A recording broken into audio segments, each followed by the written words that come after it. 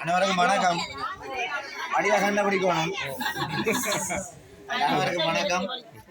நாங்கள் தற்பொழுது கோபாலபுர பொதுமக்கள், திருவண்ணாமலையில் இருக்கிற கோபாலபுரம் பொதுமக்கள் மற்றும் அன்புவிபுர கிராம பொதுமக்களுடைய பங்களிப்போடு ஒரு தொகையான நிவாரணப் பொருட்கள் என்று நான் கொண்டு வந்திருக்கின்றோம். இது இந்த கிராமத்தை காணாமல் இருந்தாலும் எங்களுடைய சுந்தரலிங்கம் அண்ணனுடைய வேண்டுகோளுக்கு இணங்க ஒழுங்கமைத்திருக்கின்றோம்.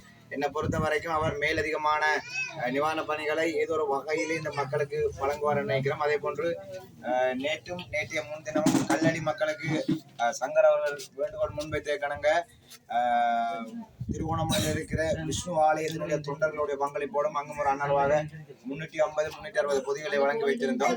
இன்றைய தினமும் கோபாலபுரம் மற்றும் அன்பு வழிபுரம் கிராம மக்களுடைய பங்களிப்போடு இந்த பொருட்களை வழங்குகிறோம்.